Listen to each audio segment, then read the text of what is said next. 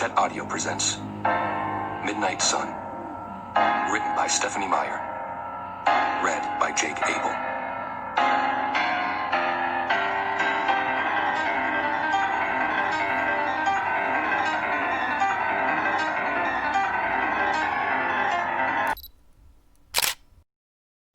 So hello everyone, welcome back to my channel. So today I am doing a reading vlog, and this time I'm going to share my reading experience with The Midnight Sun by Stephanie Meyer. So this is the latest book from Stephanie Meyer. So this is a book na a story about same din ng Twilight, pero it's point of view of Edward. So I'm really interested with this book.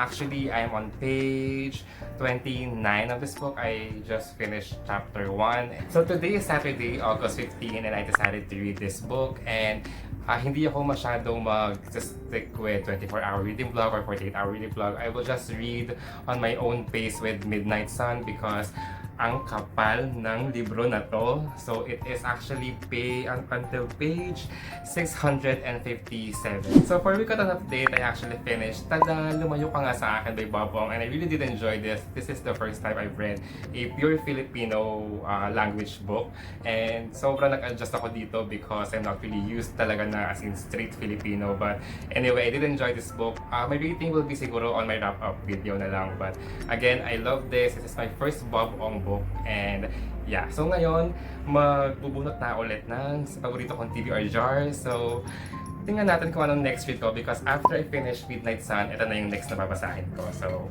let's go! Ano kaya makukuha ko?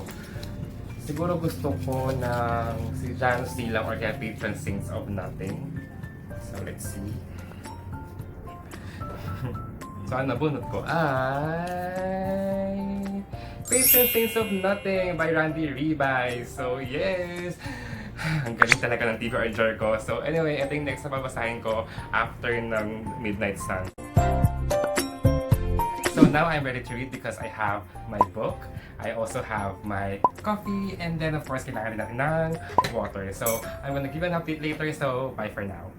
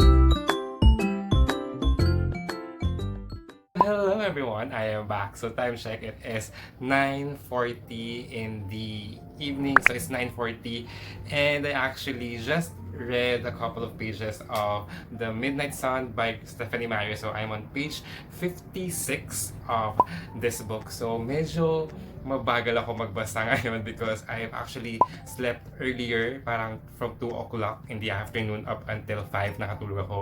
And then I watch a lot of Netflix shows. I'm actually binge watching Grey's Anatomy.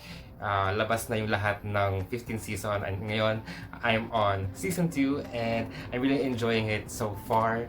So yeah, so regarding with this book, Midnight Sun by Stephanie Meyer, again, it is a story about, the same as Twilight, but it is point of view of Edward. And so far, I am not liking it so far.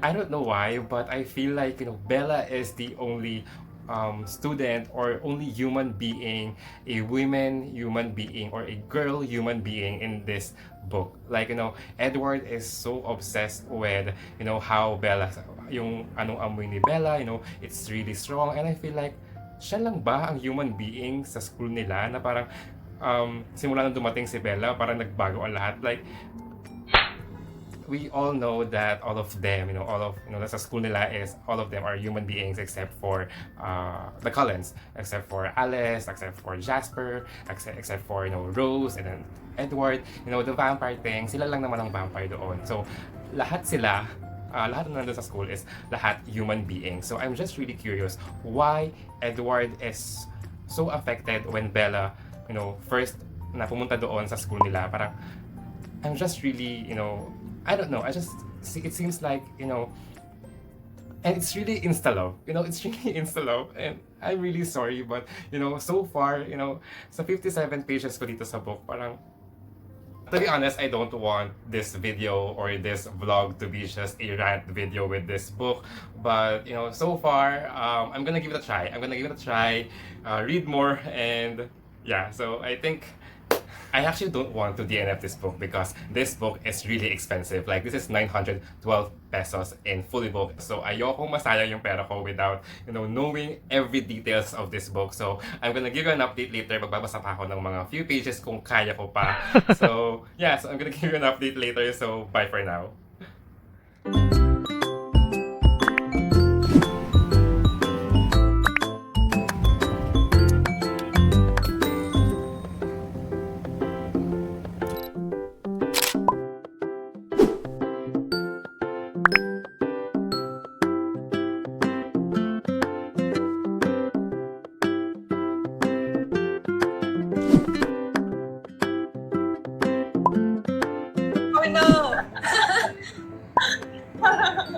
Alright, so thanks guys. Chapter 5. Invitations. Ed bellowed. Pay attention, Rose hissed at him. Alice sees him falling for a human. How classically Edward. She made a gagging sound. I scarcely heard her. What? Emmett said, startled. Then his booming laugh echoed through the room. Is that what's been going on? He laughed again. Tough break, Edward.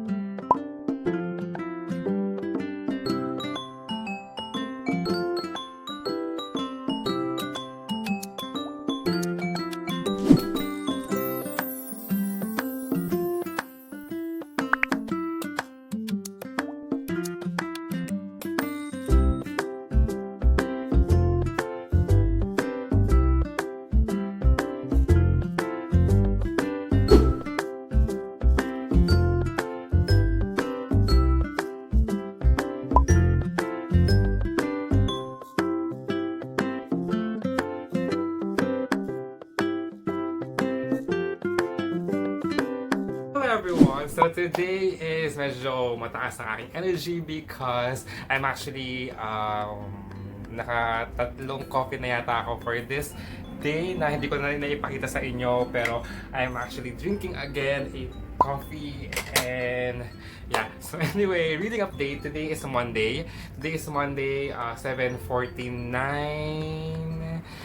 Yeah, 7:49 in the evening. So kanina I started working, and then I got home here, and I am of course still reading The Midnight Sun by Stephanie Meyer. So I'm on page, ang taas ng energy ko, 246 of this story. So far nagkakaroon na tayo ng substance. There is somehow it's not really, Bella, Edward, and the rest of, there is something in this book. Nagkakaroon na tayo ng meaning in this book. It's not just really love story of Edward and Bella, but I still have somehow problem with this book. I'm still having a hard time, especially with the writing style.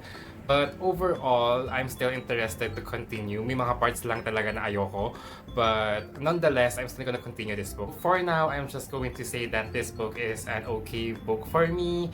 But, I'm not really, I have a lot of favorite things in this book. Especially, I am interested with Jessica's story, the Emmett's story, and of course, Alice. Alice is my favorite character in Twilight, the original Twilight. She is my favorite, and I'm still looking forward in this book. So I'm gonna give you an update later, so bye for now.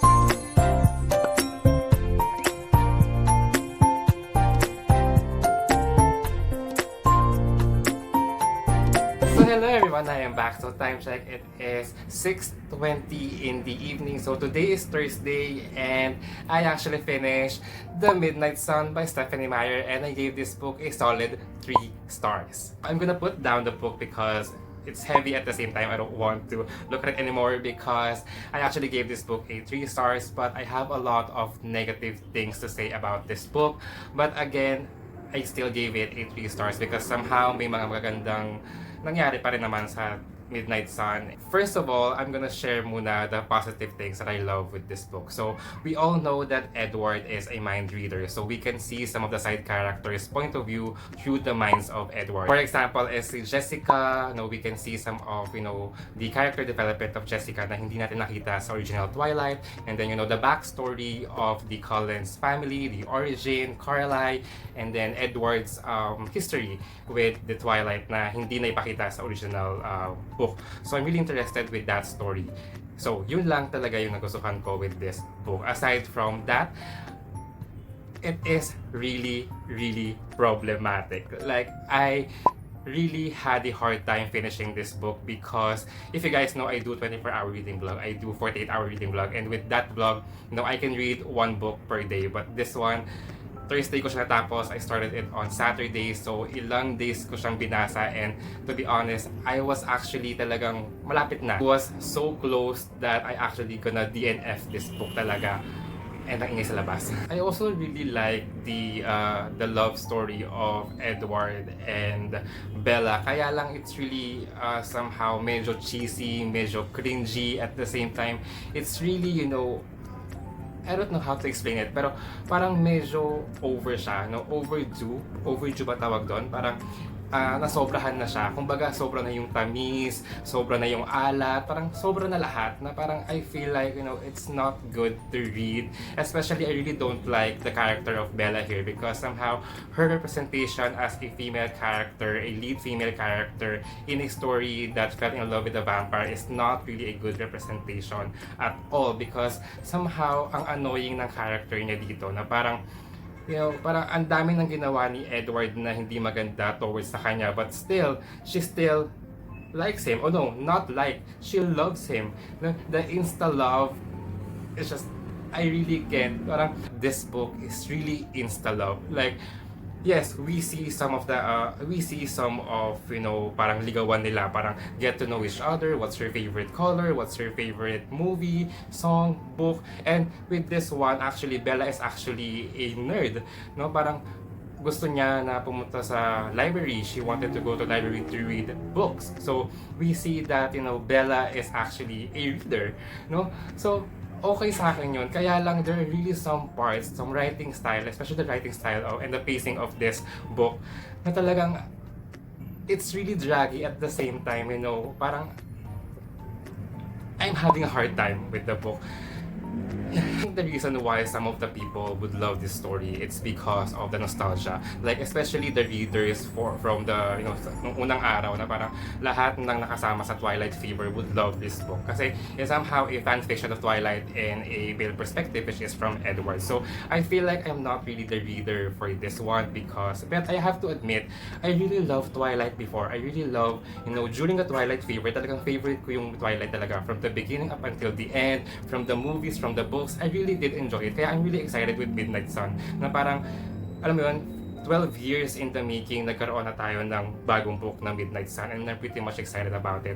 And I was really disappointed. I have to admit, I was really disappointed with this book. I would recommend this book, Midnight Sun. I think I would recommend it to all the people who really loved Twilight before. Na parang, alam mo yun, kung gusto nyo lang malaman yung point of view ni Edward, you can go and check this book and you might really love it. Especially, the Team Twilight, the Team Edward, Team Edward. So, ako kasi Team Jacob ako dati. But anyway, yun. So, I'm really a fan talaga of Twilight way back before. I actually read Midnight Sun way back before nung draft pa siya. Nung na-leak yung draft copy ng Midnight Sun. I actually read the small part of it because I really am a fan talaga. I'm really a good, I am a fan of Twilight. The Twilight fever since high school. That this book was my first read ever. And I was really sad talaga. I was really sad, or maybe I just really grown up to the kind of reader na talagang iba na yung perspective ko when it comes to reading. Iba na yung type of genre that I am reading right now. That is why medyo na-disappoint ako with Midnight Sun. But again, I would recommend this book to everyone who loves Twilight. You know, Twilight fever, you know, if you are a fan of Edward, Bella, you know, their relationship, the vampires, the Volturi, and everything, you can guys read this book. But again, if you were gonna start reading Twilight, kasi you can still read Midnight Sun without reading the whole Twilight saga, I suggest do not read it and read other books. So again, it was, I don't want to say that it's a bad book, but I just wanted to say that it's a bit disappointing. Me, as a reader, as a fan of Twilight before, I'm just really disappointed with this book. But, you know, overall, I did enjoy some parts, but, you know, mostly it's really problematic, especially the writing style and the pacing of this novel. So, that's it for now. So, thank you for watching. And if you like this video, give it a thumbs up. And if you wanted to see more about my bookish, click subscribe. And I will see you on my next video. Bye!